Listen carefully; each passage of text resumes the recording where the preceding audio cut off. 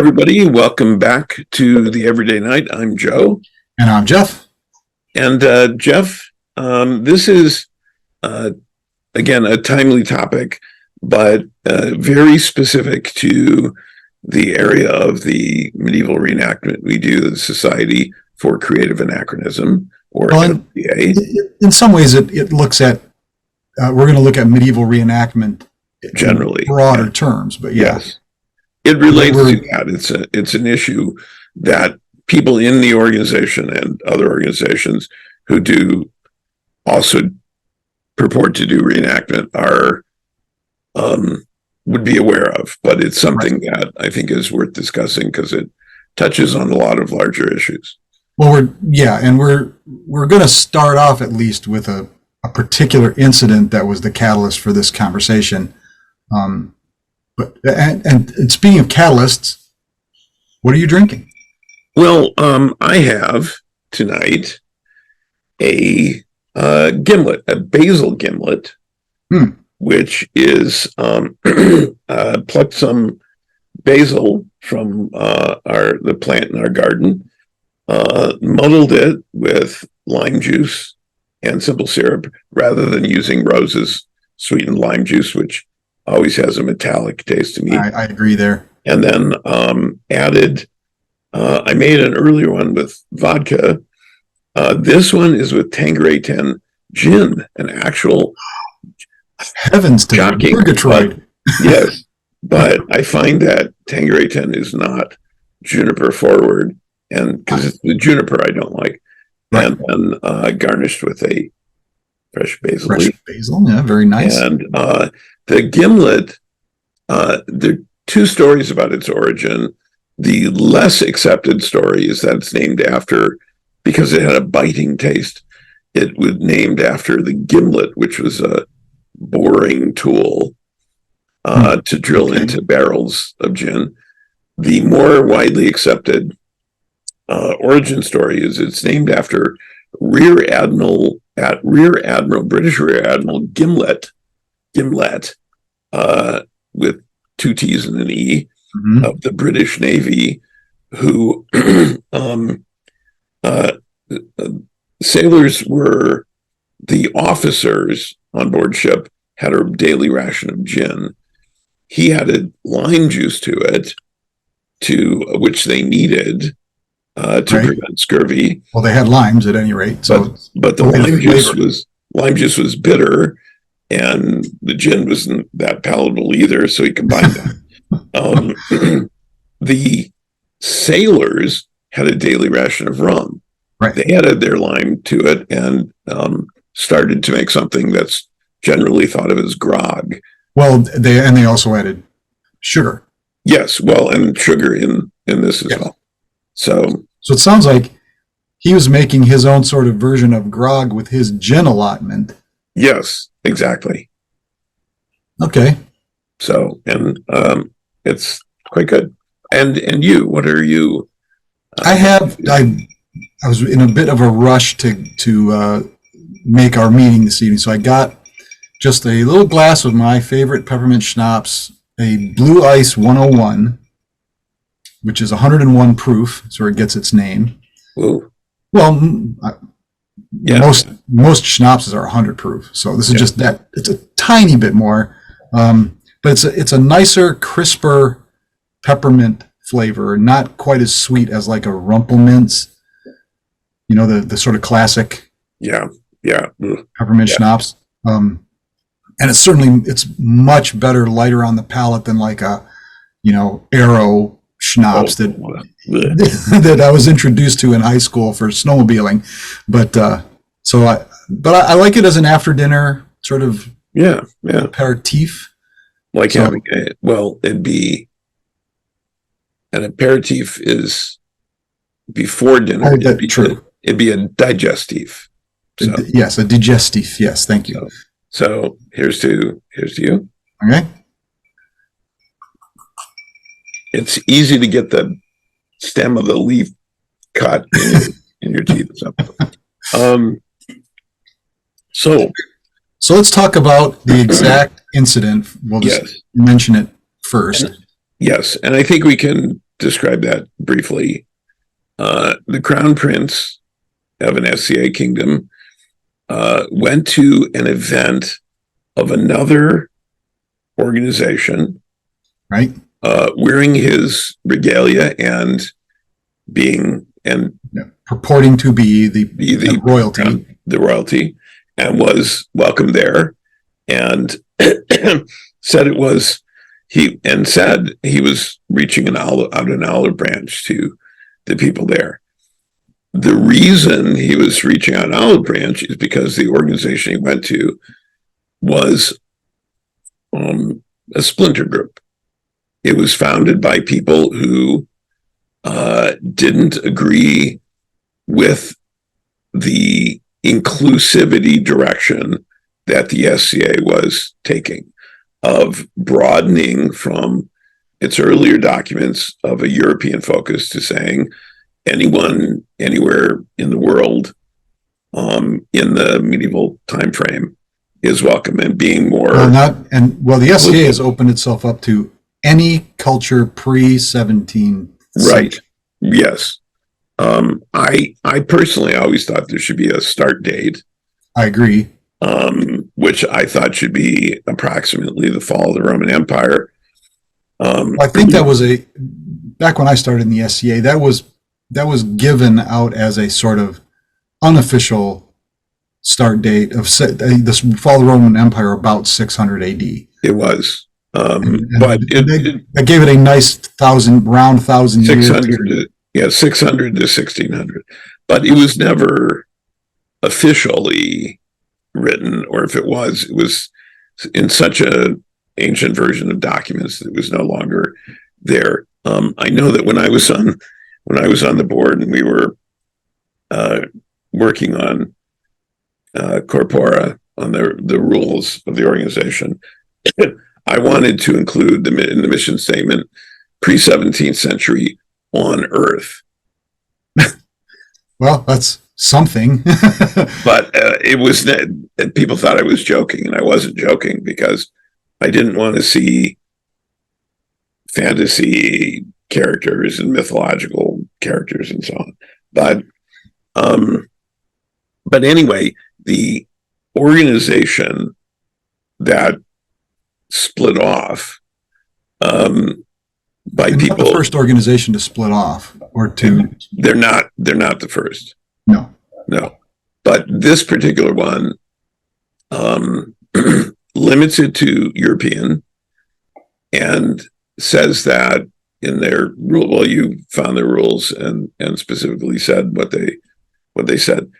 But I think there are two issues. One is representing himself as a royalty in the SCA at another organization. The other is the organization he went to. And I think both are issues more people have focused on the organization he went to, because of some of the people involved in that organization have said and or done things that people have found objectionable. Well, and so this is where I think the topic broadens out in that. Yes. And we have, even now in the SCA currently, people who are, one individual in particular, who are doing things outside the SCA on their own time, expressing their First Amendment right to do whatever they want peacefully in public. And there are people petitioning to have this individual removed from the society. And the society cannot do that. Because it's behavior that's not occurring during Correct. Society activities. Until this individual does something illegal and proves themselves to be a dangerous person in general, and he does not represent, it's a male, does not represent himself as an SCA person, or that anything he says has anything to do with the SCA, there's not much the SCA can do. See, and I think that's not entirely correct. How the society governs itself changes over time, because it's a volunteer organization, and the board of directors are volunteers, and they have a limited tenure, and the composition of the board changes. There was a time when the board, the officers at the society level were in sync on the idea that one of their missions was to serve the membership. It was a customer focused based approach. And one of the things that they needed to do was protect both the enjoyment of the society for the customers, the members, and their safety. If people feel unsafe, then it needs to be addressed. Now, this has happened over the years through in respect to people who did things at events that made people feel uncomfortable, unsafe. But the society at any level was often slow to react. There are groups whose membership, branches of the organization, smaller branches, shires and baronies, whose membership stayed really low for a lot of years because of the behavior of people there towards new people who made them feel unwelcome, unsafe, and so on. Extending that idea has happened before, where someone's behavior outside an SCA event or SCA activities has made people so uncomfortable of having them around that that person, for the safety of the membership and their own safety, had to be excluded. Well, and I think the safety is key. Comfort is the problem. Yes. You can't, I don't think the society should be in the business of making sure everyone is equally comfortable, or one person must be made comfortable. No, and that's not what I'm saying. I'm saying safety. I absolutely agree with that. And the SA has acted in general in that way. When someone has proven themselves to be dangerous in some way to not just our society, but to society in general, then action has been taken. Yes. So at the extreme of that, if someone commits a crime in the modern world and is charged as their membership will be suspended, and they will be banned from events. And if they're convicted, their membership will be revoked, and they will be denied being able to be a member or a participant or even attend an event without being removed for trespassing. The shorthand term in the organization is revoked and denied, or RND'd. Yeah. But that's the precedent of people doing things outside the society that can have consequences inside the society. Correct. Well, someone proves themselves to be violent outside the SCA. It is you could be easily thought to be violent by nature and therefore a danger. Or criminal, depending on the kind of crime, I think. Not something like a speeding ticket, not a misdemeanor of that sort, but something. But this is where we get into the issue of what is threatening speech.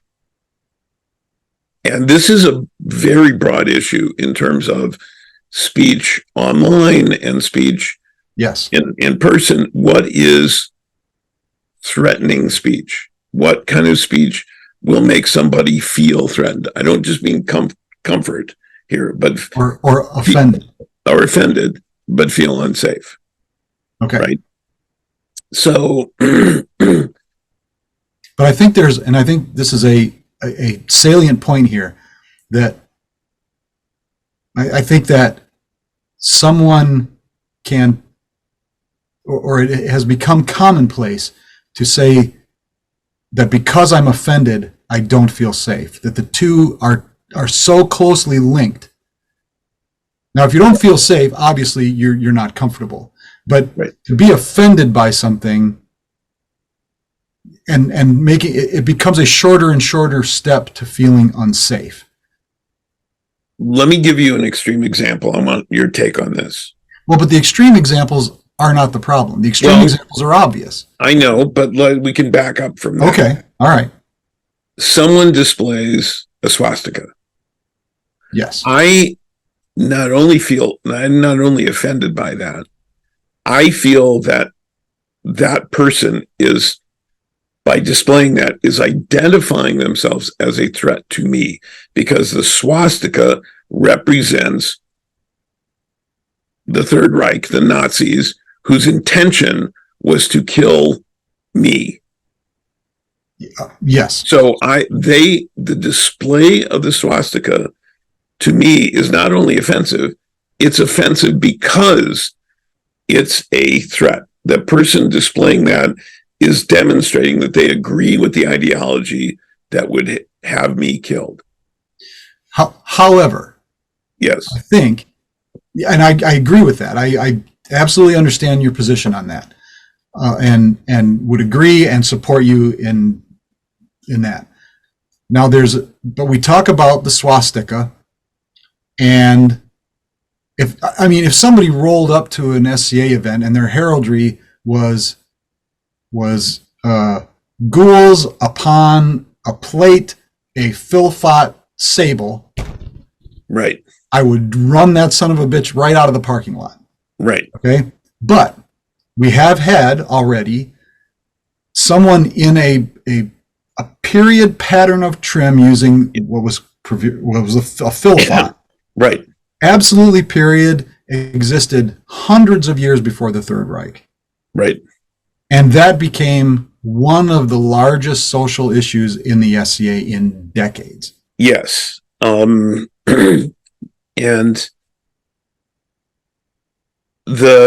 I think that here's an issue where someone's response to something has an effect on what happens to them and what the fallout is. Because they took the position I just took. Yes, they did. They didn't apologize initially. Say, I didn't realize that this would be an issue. Now, it's an issue.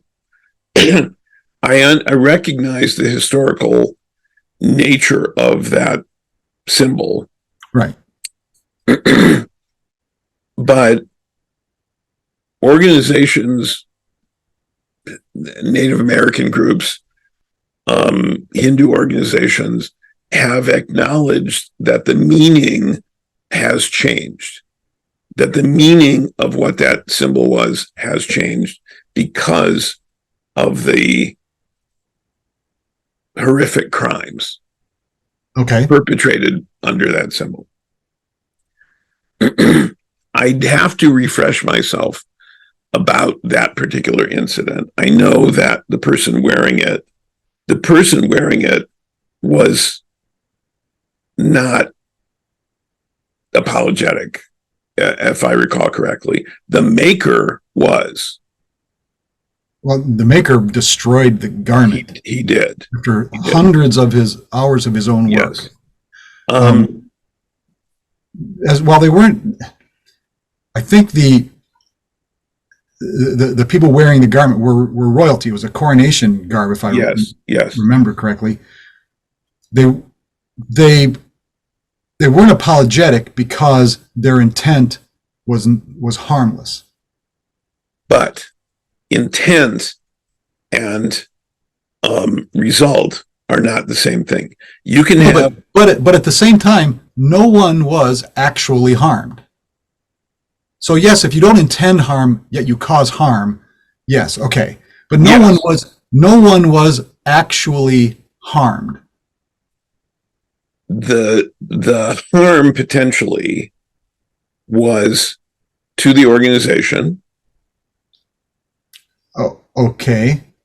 All right. The news of this went very wide. And potentially was harmful to the organization, which is one of the bases for getting R&D is if you cause harm to the organization, because the organization has a duty to protect itself legally. They're officers of the organization. The other harm, and I read this from people's accounts,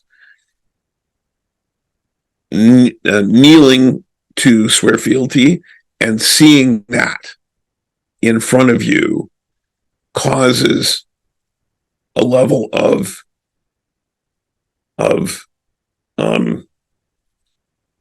don't want to say merely discomfort, because if my duty as a peer and knight in the organization is to swear fealty, and the person getting up, the king and queen, people getting up to accept that on behalf of the kingdom, I see are wearing that symbol, I personally would get up and leave. Now, there are, because I would not do that. I would not subject myself to kneeling in front of that symbol. The pain is not necessarily only physical pain. There is a emotional pain that would be caused by that would be absolutely real, to be confronted with that, have that in my face. Now, that issue, that incident is, I think it's good that you brought it up, because I think it's relevant. What harm did they do? Well, they potentially harmed the organization. Did they know they were doing that? They were, I believe, if I recall correctly, they were advised about this beforehand and chose to do it. Yes. So you've been royalty, 387 times. Well, I've been royalty a couple of times, and you're as aware as I am of the idea that when you're royalty and you're at an event, you are on stage, and your job as royalty is to enhance the experience for everyone. You're the focus of the production. Well, yes. However, I don't want to break your rhythm. Yeah, there. Go ahead. I don't believe that it is necessarily my job to satisfy everyone. That's a pipe dream. And you can't. No, you can't. You can't. So I know that I am not responsible for everyone's good time. Correct.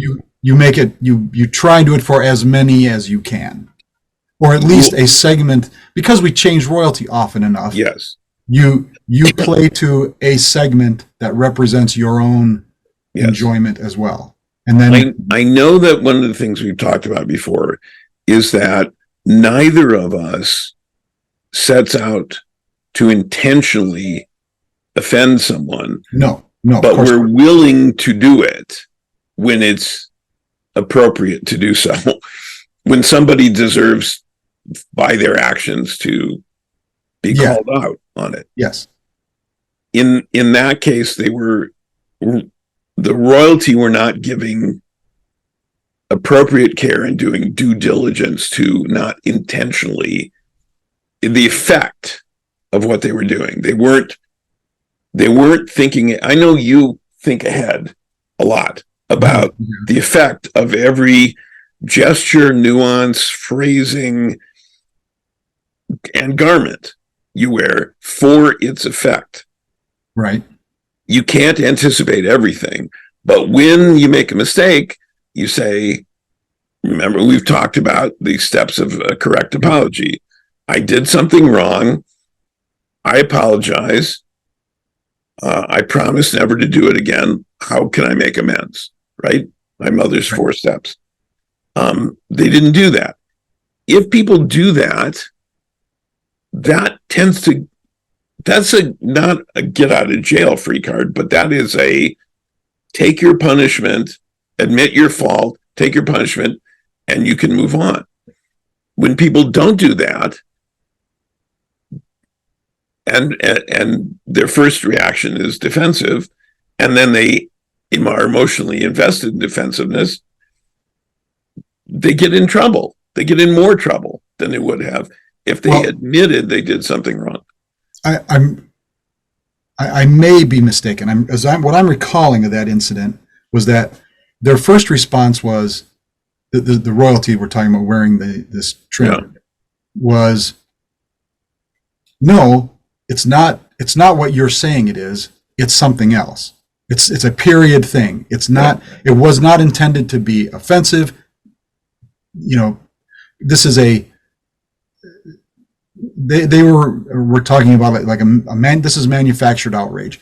There may be a few people who have as you say, an honest to God visceral reaction to that symbol, but they are not a majority. I think that their attitude, the way they put it, was they believed at the time that enough people in a historical organization would understand the actual historical origins of this symbol and be able to make that leap. They were wrong. Yes. They also sought to redeem the symbol because it was historical. Yes. And that's a fool's errand. I agree. Foolish it was. And ill-conceived and all that. But just like with the Vulcanute, right? Yeah. That has been co-opted by white supremacists. It has. Even the Anti-Defamation League's hate symbol database says this is historical. You have to judge the context in which it's being used. Is it being used in a historical context, or is it being used in its co-opted context of white supremacy? And that is where the trim comes in. Except there are so many other historical options. Why that one? I'm not qualified to answer that question. Neither of us are. Yeah, right. So, but my point is only that it was used in a historical context, in a period way, ill-conceived as it was. Yes. It wasn't what people said it was. It represented it. It called to it. It recalled it. I shouldn't say it called to it. I don't want to say that. And redeeming the symbol, because the Native Americans believed it was a symbol of peace. Yes. So that has been simply. It wasn't, however, rotated 45 degrees. No, it was, and I think the arms. And the arms went the other direction. Yes. Right. So, I mean, if you key pattern trim has a swastika sort of buried in it. Yeah, but it's so buried that I don't think it's an issue. So. Okay. My point that is also to my point, so that it is a matter of degree. It is. Like I said, a red flag with a white circle and a black swastika on it, that is a big, that's a red flag. But the reason you brought that up was, as as a corollary to the more recent incident. And in the more recent incident, I think, again, the two issues were representing yourself as royalty in another organization, and which is potentially problematic, but the nature of the organization itself. That, I think, is what more people have a problem with. Well, and that's an interesting direction to go in, because if we, it depends on how closely we link the nature of the organization to the people who founded it. Well, is it, in such a young organization, is it possible to separate them, particularly when the people who founded it are still active in it? Well, if you look at their own governing documents, they have things like, I'm reading from their document. They have the very last section in their this organization is the SMA, the Society of Medieval Activities, or something like that. Medieval Society of the Middle Ages. Society of the Middle Ages. There it is. Okay, so the last section, number 7, writes 7.1, or 7.1, yes. Religious belief and practice.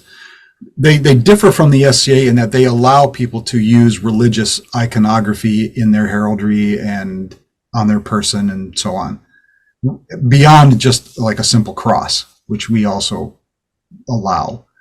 The right of members to study, recreate, and express the religious beliefs of their personas shall not be restricted. We don't restrict that in the SCA either. They go on to say, while members are free to express these beliefs, no one can be compelled to take part or attend a religious service. Right. But also in that rule, they limit it to the European Middle Ages. The whole organization is European Middle Ages. Focused on, and we'll go back to that and say, no member may be sanctioned nor discriminated against on the grounds of race, religion, sexual orientation, or modern political beliefs practices. It's the modern political beliefs practices. Right. So I don't know why that was necessary to put in, except that it is a reaction. Yes. It's a reaction of the founders to their experiences in the SCA, or getting asked to leave the SCA, but modern beliefs and practices are not what under law is considered a protected class, which are immutable characteristics, although one could argue that people can change their religion, but religion is included in the protected classes. Race, religion, sexual orientation, national origin also would be a protected class. Modern political beliefs and practices are not considered a protected class. So they say you can't be sanctioned for them or discriminated against based on them, which is odd to me, because if this organization is based on a sort of anti-woke agenda, then they've got to allow people to come in with a woke agenda by their own rules. Yeah. Now, so moving on from there, the last of these 3 rights: no member may be sanctioned at any level again on the basis of the content of their social media accounts, unless those statements are made as representing the SMA Incorporated, blah, blah. And they have a harassment and social media policies, although I could not find it on their website. Yeah. Maybe that hasn't been developed yet. This was put forward first. But so just looking at this document, it is fairly vanilla, sort of boilerplate for discrimination and sanction. Except, I mean, if not having our pre-knowledge of the people or the organization that they come from, if you enter this organization from outside, yes, it looks perfectly straightforward and Yes. and inclusive, let us say. So, other than that, it's limited to the European Middle Ages. and there are other organizations that are very narrowly focused on, like, not just the 14th century, but 1380. Yeah, the Richard III Society, for instance. Very narrowly focused historical reenactment rather than recreation. Yeah. And they do fantastic work, and they are tiny. Yeah. Because the strength of the society has always been its breadth. It is broad. It allows people, it welcomes people, all kinds of people who have all kinds of interests. The SCA is a gateway into, for a lot of people, into deeper medievalism in areas that they choose. It's medieval 101. It's pre-17th century, your intro to pre-17th century. And somebody can play there forever and bounce around, or they can say, I'm really interested in this thing, and they can go deep. And sometimes they have to go outside the society code to go deeper in a very particular niche. And then they sometimes stay there. Sometimes they come back to the society with that knowledge and promulgate it, and everybody is richer for it. So limiting the SCA's breadth would limit the organization from what has become its raison d'etre, breadth, and introducing people to pre-modern history. Well, and I think that in some ways, and I'm not advocating change necessarily, because I agree with you that the society's breadth and its scope is its strength. Yeah, always has been.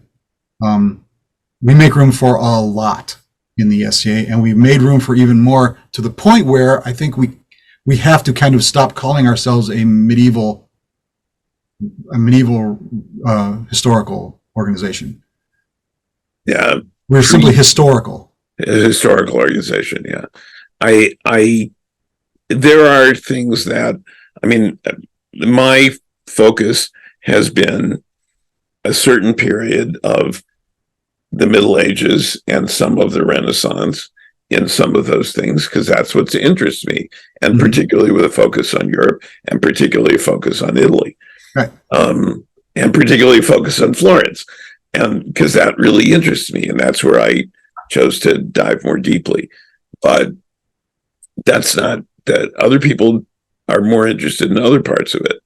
There are things I don't want to see at events, but I've learned to look the other way. I remember explaining this to somebody once who was decrying the ridiculousness that they thought of an Elizabethan from England and a samurai and a Viking from the 9th century and all of these people. I said, don't think of it as people outside their time. Think of it as people from a distant land with different ways who've traveled to this kingdom that is very cosmopolitan, like some places were in the Middle Ages.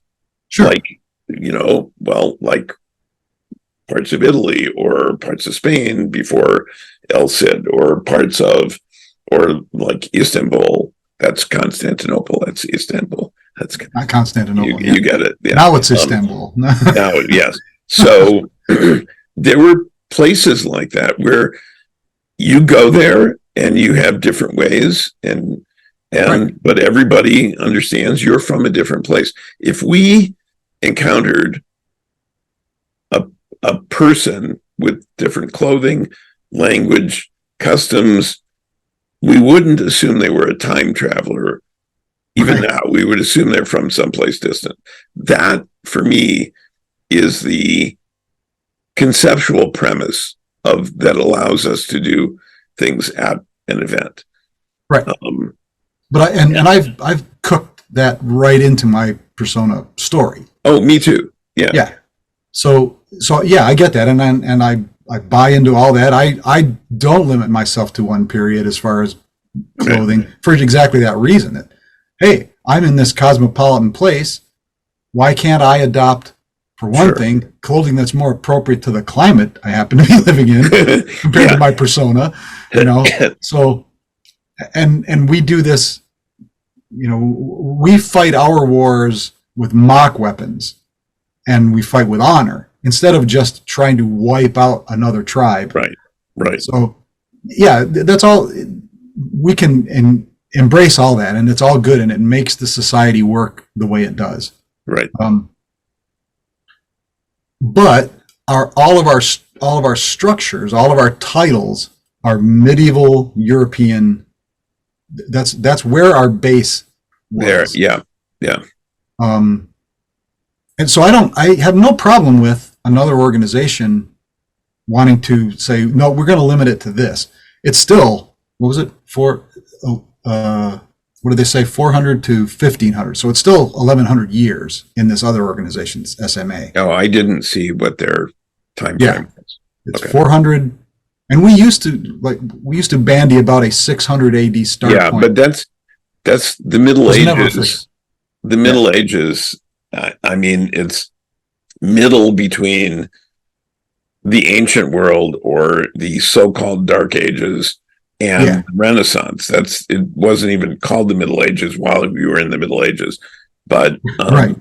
Well, there was no middle. It was modern. Right. Exactly. Period. Exactly. Nothing to be in the middle. The Gothic was considered the modern style. Sure. And when it was supposed to Romanesque being done, exactly. Yeah.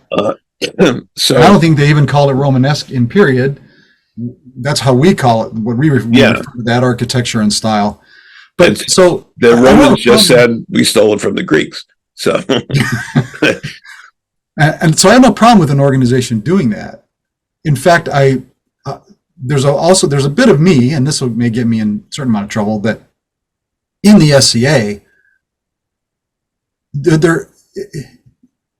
we have a kind of a milieu, and that milieu was, or at least originally in the 40 years ago when I started, a medieval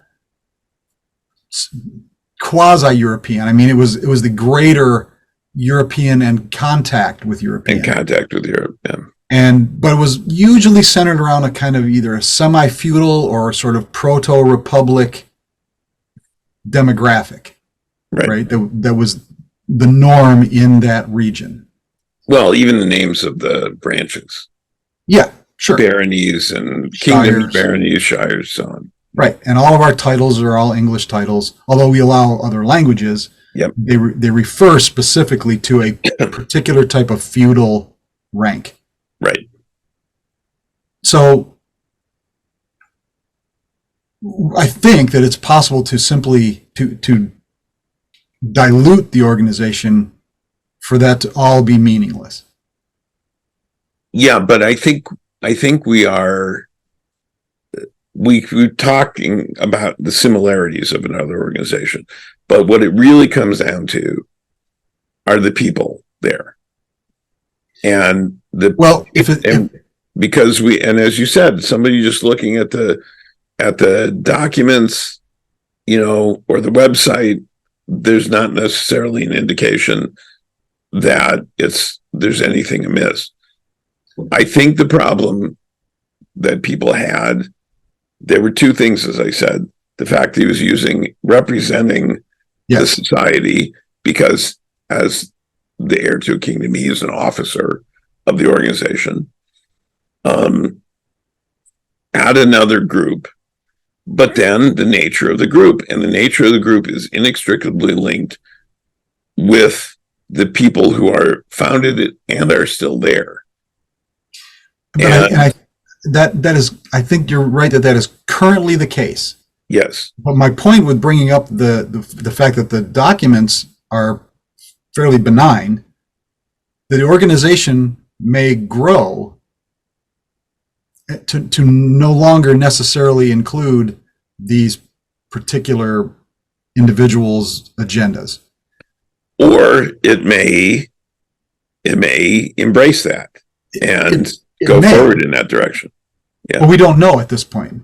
Right. And I while I agree that he should not have gone and been the prince over there, right, they should not have recognized him as prince by their own governing documents. Exactly.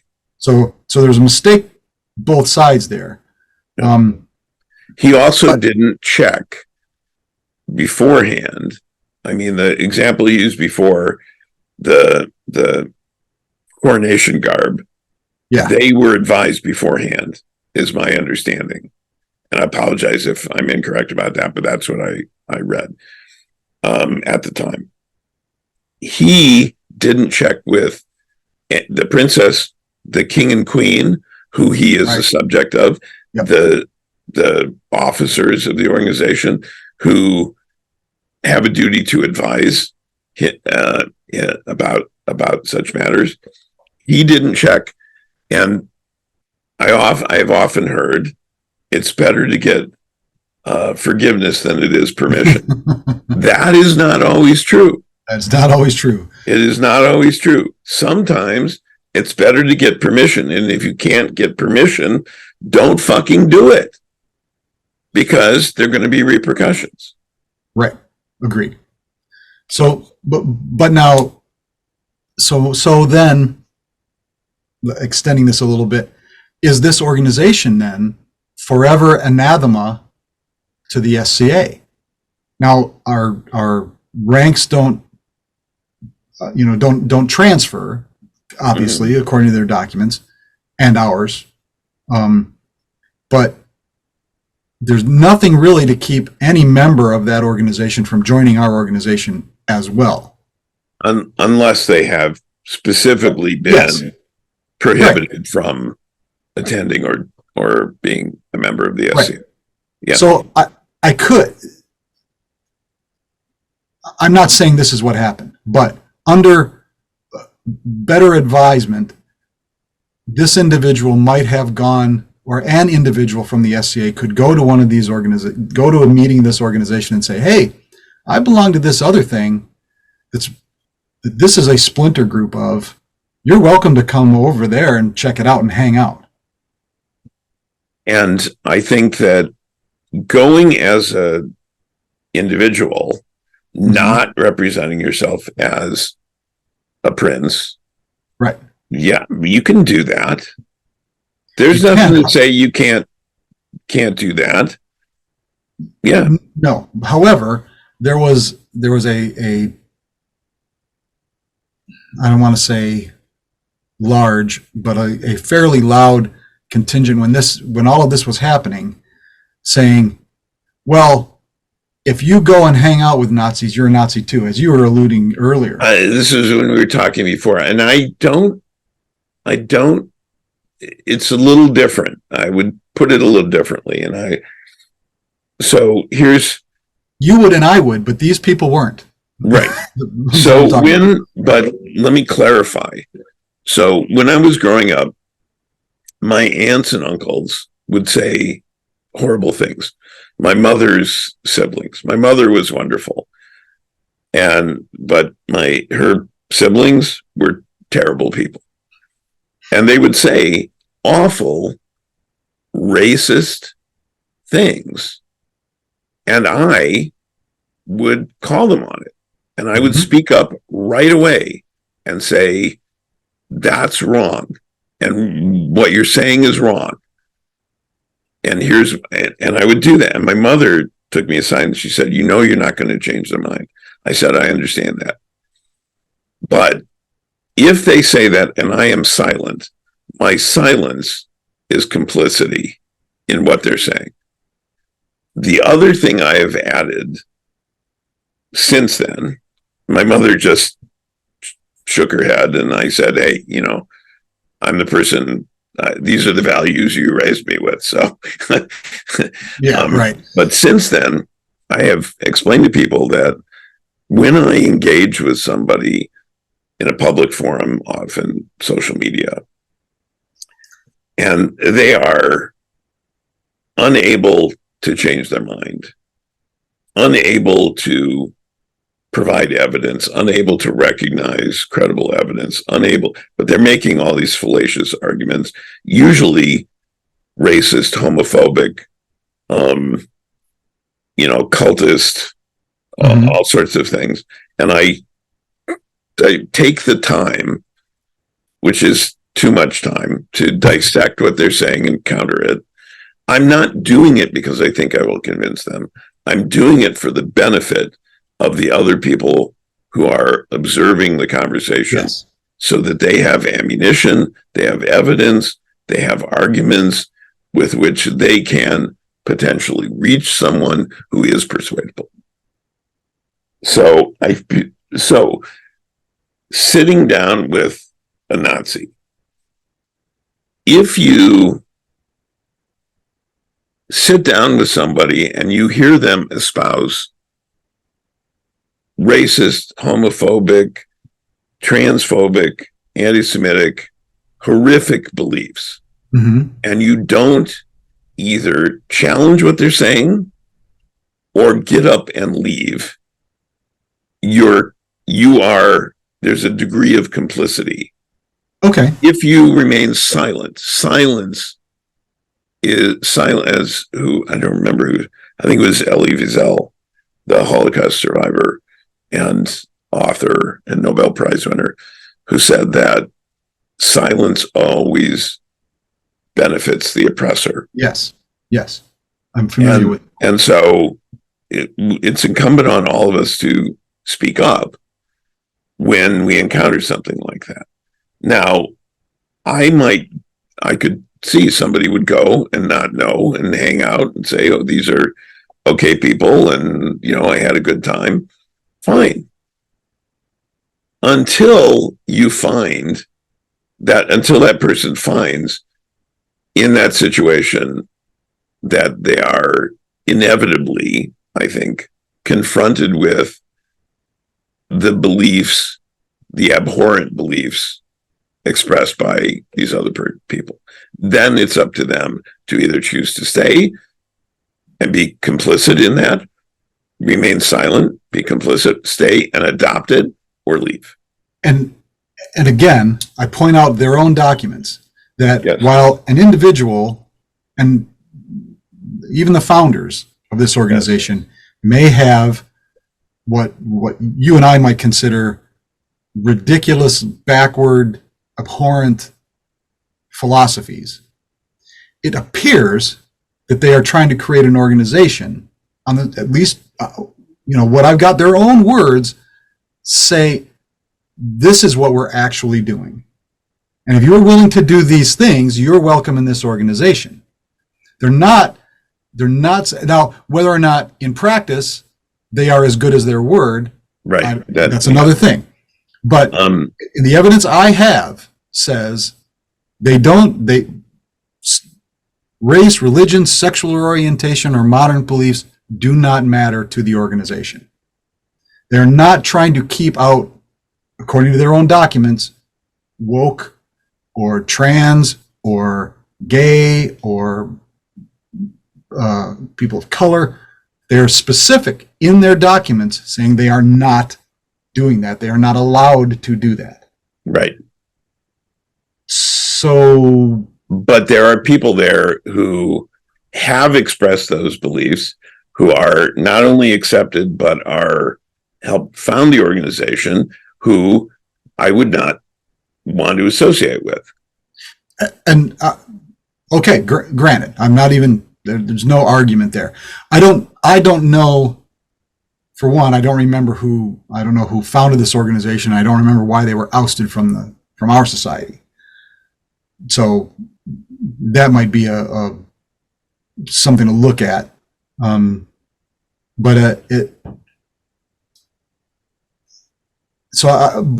problem is saying that anybody who goes and associates with this organization is automatically associating with these individuals. And I didn't say that. No, you did not. Others have. Yes. But I can't. That's what I object to. Right. I can only represent my own ideas, though I recognize that other people have done that. And again, there are people who wouldn't necessarily feel safe there. And I can understand that. Yeah, I mean, there may be people that show up, look at the governing documents, show up, go to a couple events, are having a good time, and then suddenly something happens in a court or in some other setting that says, "Whoa, wait a minute, that doesn't seem quite kosher." My cousin's trans or whatever. That's there's an old 50s anti-propagandist, anti-populist commercial that has made the rounds again recently, where there's a guy there's somebody making a fiery speech in a village town square, and people are watching and listening, and the guy starts listing off the people that are ruining the country, and he gets to the Masons, and one guy goes, "Wait a minute, I'm a Mason," and a person with a German accent says to him, "Well, and isn't that interesting that yes, you're a Mason, and then he's coming for you. Who will they come for next?" Kind of that whole speech. Yeah. So I can see maybe somebody having this experience in this other organization. Yeah. That, wait a minute, that doesn't sound right. That doesn't. Let me look back. Let me go back to these governing documents and say what's going on here. And hopefully somebody will, if that happens. So the missing stare is a metaphor for a person who people know can't be trusted, but they just say they think they can be managed. You step around the missing stare, right? And the problem is, if you have to keep warning everybody about the missing stare is the problem. The person who you have to warn everybody about is the problem. There have been people in the SCA who everybody says, who people got warned about, particularly women got warned about when they first showed up. Hey, that guy, don't be alone with that guy. Uh-huh. If that's the kind of person that the organization has a duty to their constituents, members, customers, however you want to phrase it, to fix the missing stair, or rebuild the stairs. Put in an elevator. Or something, so that you don't have to keep warning people about that person. And, you and I both have to deal with people like that. Oh, yeah. Sure. Locally. Yeah. And some of them are gone. And some of them are unfortunately still around. Well, and you're right. The missing stair is a good metaphor there, because what we've essentially done is, we've said, hey, use the other stairs. Just use the other stairs. There's a stair missing over there. Just use these other stairs. Don't use those stairs. And yes, I mean, if there was something living under the stairs that was actually, assaulting things as they went upstairs, that's a different metaphor. But so we've discussed the differences of these organizations and where I think the relative strengths and weaknesses are. But so this prince we're talking about, our organization removed him as prince. Yes. And I don't think he was R&D'd. I don't believe he was. He was removed as prince and told that he couldn't fight in future crown tournaments for, I don't remember, some specified period of time. I don't know what the period of time was. I don't remember either.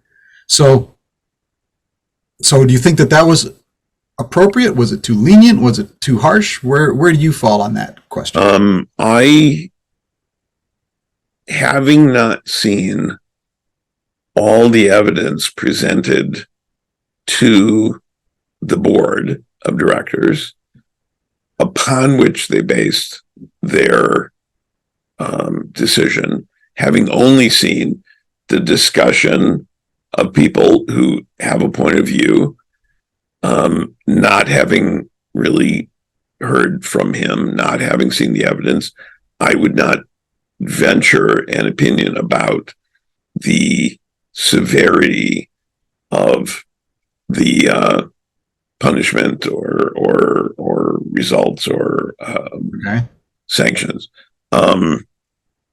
I think that,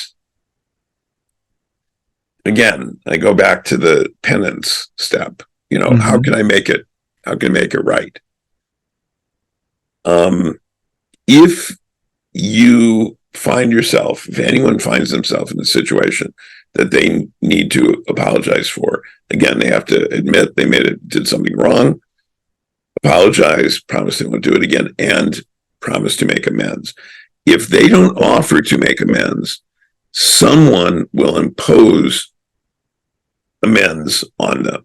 And in this case, the amends was, you're not Prince anymore, and you can't become Prince again for a while. You can't try to become Prince for a while. Right. That was what was imposed on him, because he didn't say, yeah, I screwed up. Tell me how I can make it right. He did. Now, it may have been the same thing, but he did write a letter, and I read it, but I don't recall it offhand. And it was not. It was more in the manner of an explanation than an apology. Right. He was not apologetic, because in his mind, it seems, after reading this letter, is that he didn't believe he did anything wrong, that intrinsically wrong. He recognized that a lot of people didn't agree with him. So it's not an apology. I don't feel like I did anything wrong, but I see that you didn't like it. But I wouldn't do, he said, but I would never do anything to harm this organization. And he did not feel he was doing that by taking this action. You choose to interpret that he was, or that he potentially was harming the organization. And others have chosen to say that, that he was going and inviting all these horrible people back into the organization. Well, he wasn't. He can't. And I commend the impulse to build bridges and to make connections, or, as he put it, extend an olive branch. I think that's a worthwhile thing to do, but I think it should be done in coordination with an agreement with the representatives of the organization. It's like somebody it's like a candidate for president trying to engage in their own foreign policy. Okay. They are not an official representative there, even if they're an elected official. They have some authority, but they don't have that authority.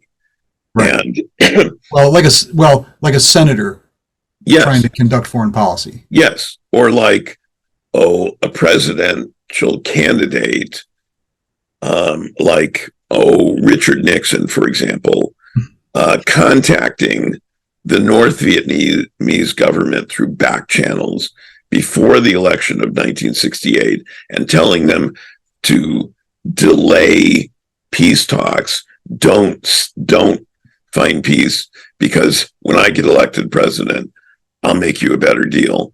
And then he got elected president, and he continued the war unnecessarily for many years. Right. So, just as for instance, an extreme example, certainly, but yes, but it wasn't his authority to conduct foreign policy. And if the SCA is not a government, but by analogy, it wasn't his to do. Agreed. I mean, that's what we talked about. The obligation you have when you step up as royalty is you're a representative of the organization first. Yes. So yeah, I'm not arguing that he did anything like the right thing. That he was correct in either his assumptions or his actions. I'm more concerned about the overreaction to what he did than I am about what he did. Let's see. How long have you been in the Society for Creative Anachronism? 40 years. Yes. Give or take. Yes. And you are surprised that there is an overreaction to something? I'll tell you that overreactions have become more common of late. I agree. Because I have a long perspective on the organization's actions and reactions. Overreaction has become the norm rather than the exception. And I think social media has contributed to Absolutely. overreaction. But fortunately, we can all, plug our AI created avatars into social media, and they can be excessively outraged on our behalf. Yeah. Well, maybe eventually, I'm sure that we can go to our AI avatars and go to SCA events and never actually have to leave our homes or take our viewers off of our faces. I have read that story many times by different authors and seen that movie many times by different filmmakers. And I think there's a whole segment of the SCA populace that would be just as happy to do that. The ESCA, yeah. Mm-hmm. That, hey, I don't actually have to accomplish anything. I can go there and be whoever I want and get whatever attention I can gain for myself as an AI avatar. And I think that is the very antithesis of the learning by doing aspect of the society. I do think that, and I'll go back even further. I'm not claiming this in terms of my age, but my historical study in terms of art, that when I've taught design history or taught an overview of design and marketing, advertising, the history of that, so many times the public was outraged by things. Outraged. He used this color. She wore this thing. He said, use this slang term. People were outraged.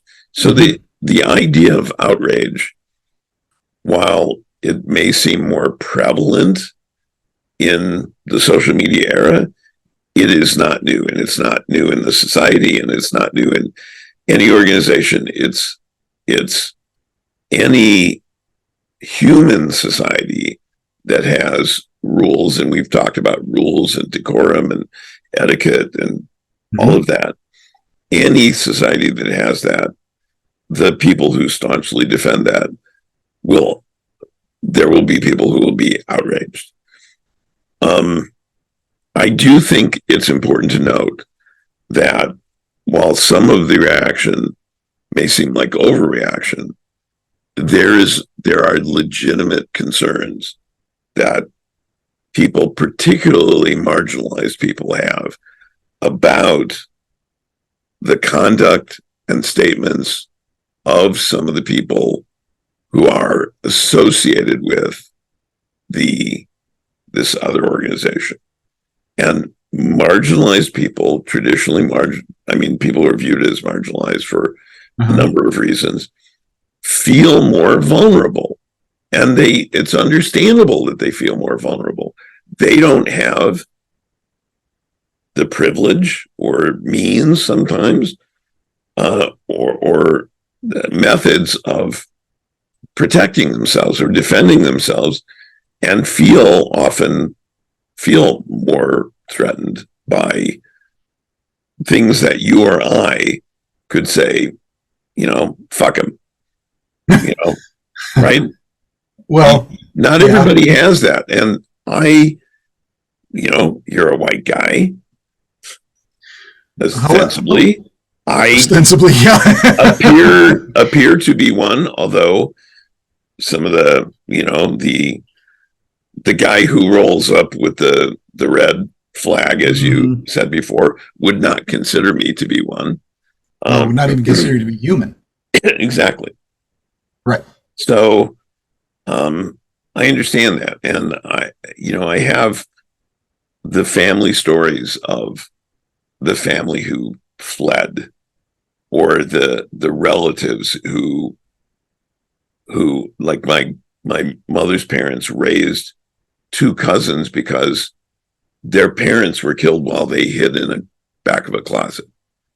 Stuff like that. Those stories I grew up hearing. Mm-hmm. So I would be remiss if I didn't extend to other people the same understanding that I have from those stories that I grew up with. There are people who grew up with similar stories, but very different backgrounds, upbringings, ethnicities, religions, other national origin, who have other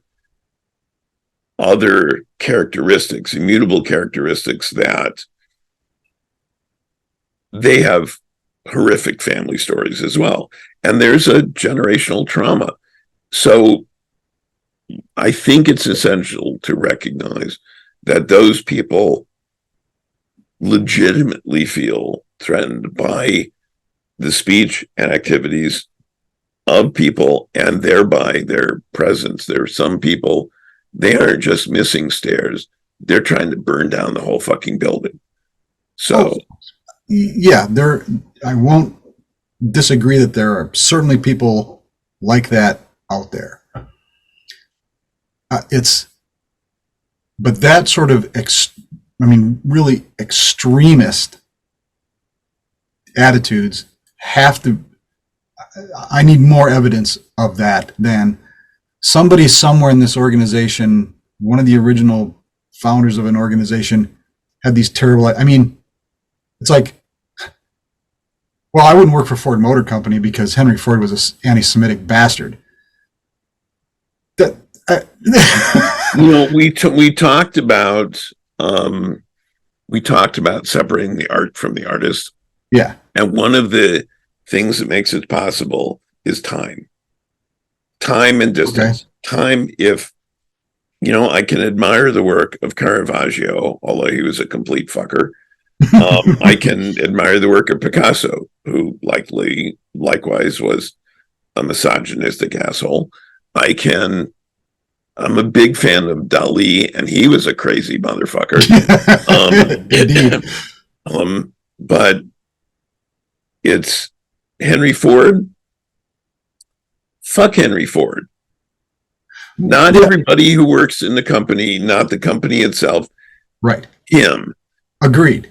Because of what he did and who he was, and the fucking protocols of the elders of Zion that he paid for and promulgated in his anti-Semitic, racist bullshit. Fuck that motherfucker.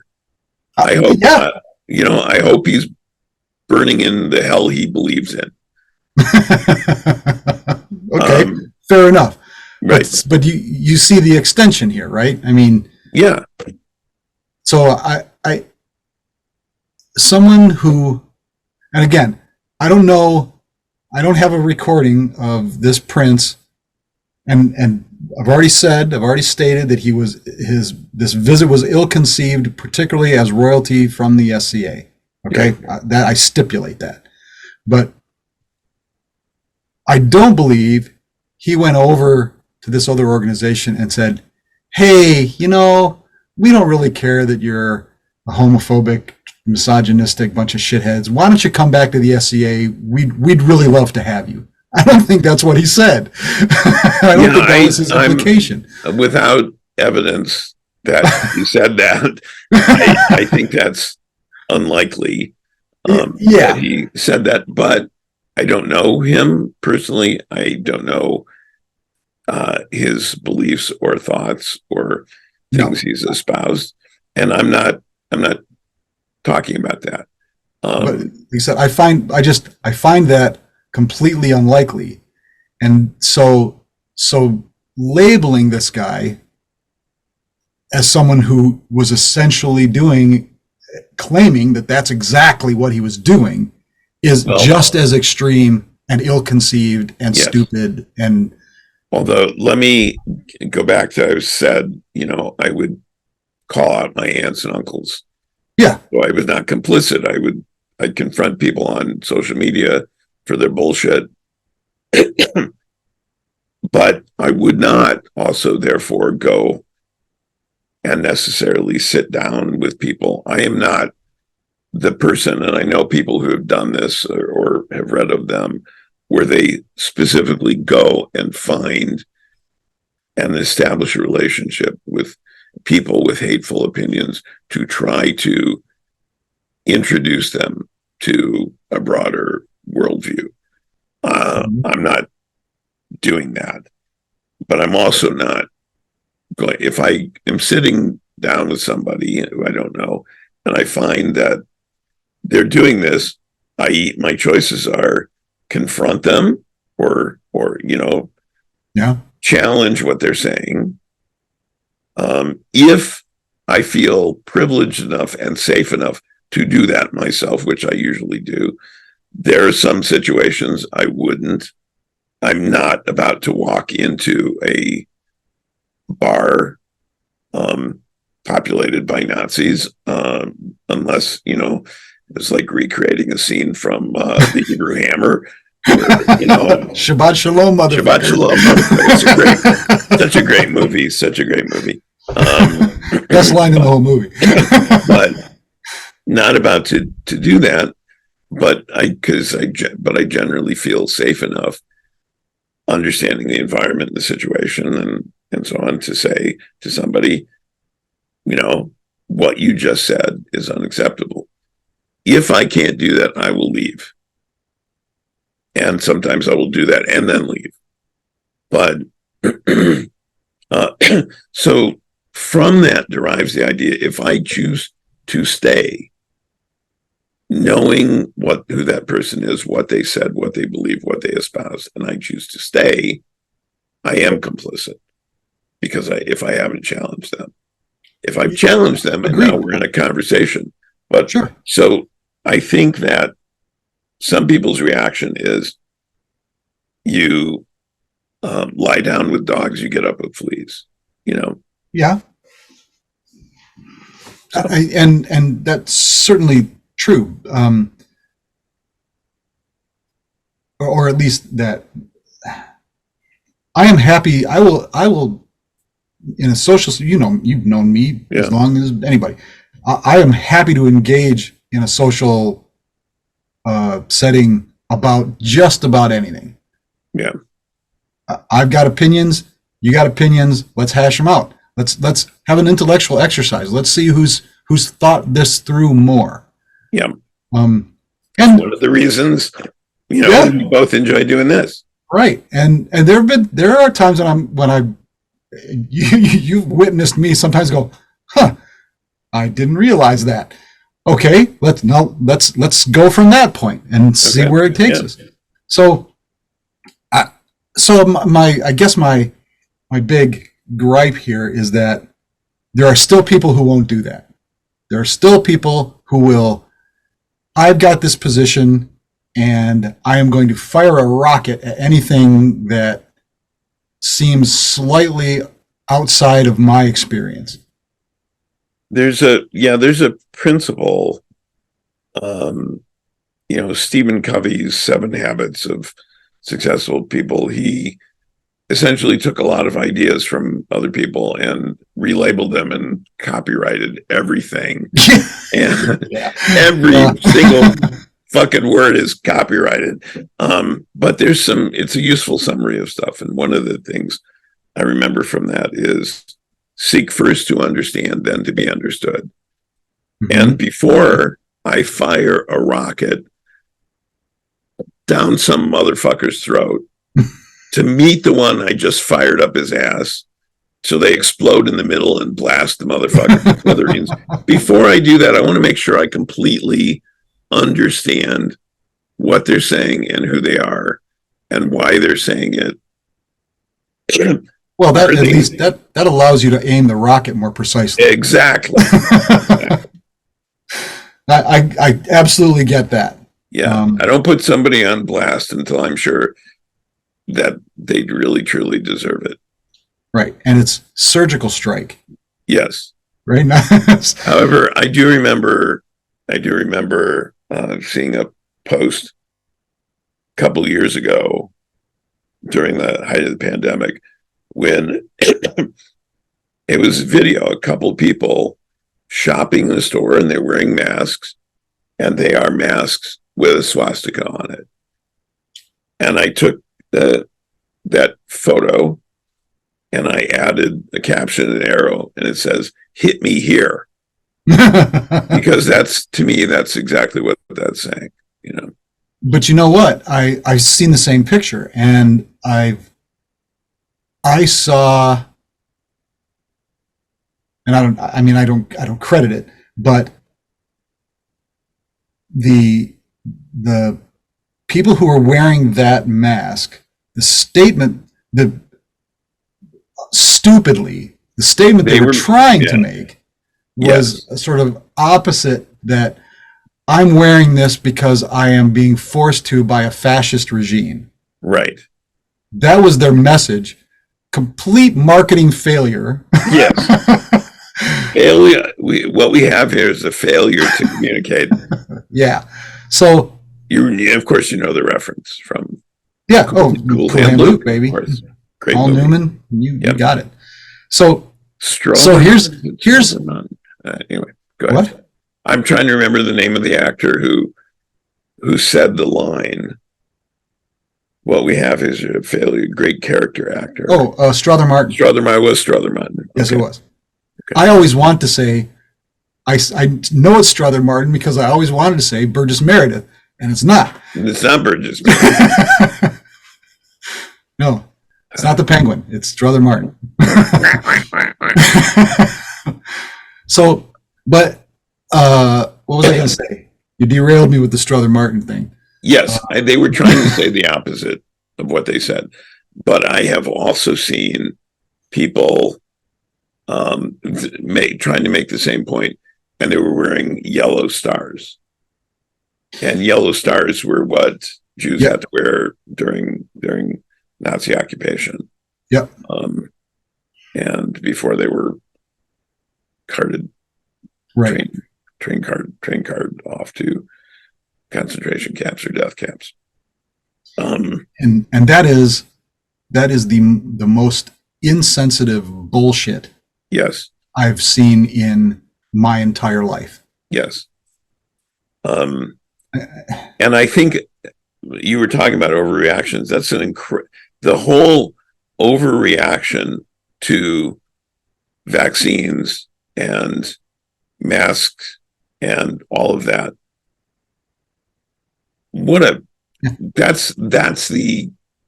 look up overreaction, that's what you're going to see, because that's exactly what that was. I remember growing up, and we're getting way far afield here, but I remember growing up when the relief throughout the country when the Salk polio vaccine was released. Oh yeah, and free. He for free. He didn't profit off it. He said, and because the country was in a panic, and talk about people didn't go out in public, didn't go congregate in places because they were afraid of getting polio. Yeah. And I remember my sister, Carol, may her memory be a blessing, was supposed to get, was 4 years older than I am, and she was supposed to get her tonsils out. And they delayed the procedure from the wintertime to the spring because there was a correlation of surgeries in the wintertime with higher instances of people getting polio. Wow. I remember that distinctly.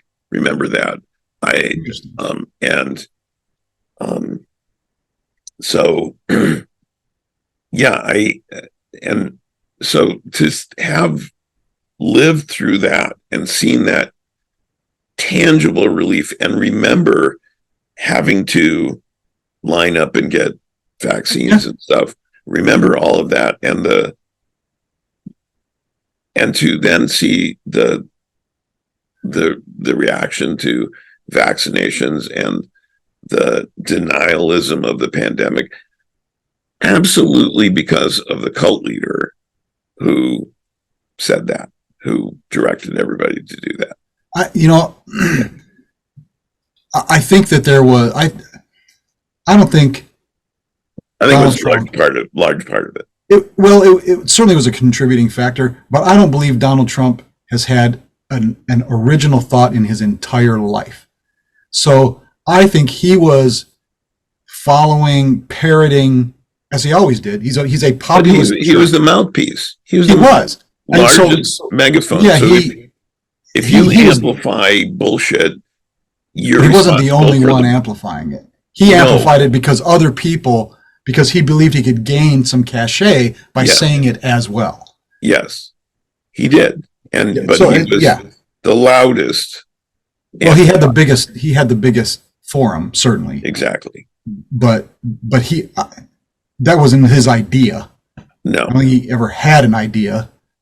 That wasn't simply, lying after he stole a cookie. It was probably the last idea he ever had. But, there wasn't stolen from somebody else, given to him by somebody else. Yeah. But, so anyway, we have gone far afield now. We have. It's so unusual for us to do that. I hope that the handful of people that follow us regularly are doing so because they can't wait to see where the hell we're going to go after we state our purpose. I know I've had to explain to people sometime when I was talking about one thing, and then like a minute later I say something completely different, and they go, "Where the hell did that come from?" Well, if you start with this, a door is made of wood. Wood comes from trees. Trees come from the forest. Robin Hood lived in the forest. Robin Hood and his merry men, why are men happy? Why are men sad? I think that it's that sort of, and that's like our conversations. That's like, Yes. And for as long as we've known each other, we haven't run out. That's what amazes me. Yeah, I am. So, well, that seems like a good place to stop. It does. We haven't run out, but I think we should stop anyway, at least for this subject. So yeah, and we'll do this again next time, I'm sure. So thanks for showing up again, all you people wondering what the hell we're going to do. We appreciate you. Please like and share and all those things. We would like to have other people know that how crazy we are here. Send us your comments, questions. Yep. We would love to get a good, juicy subject from one of our viewers that we can get into deep. Juice. We could talk about juice. Juice in all of its forms. All of its forms. So, but we are going to leave you now, and we'll see you again next time. And until then, be thou a good night and true.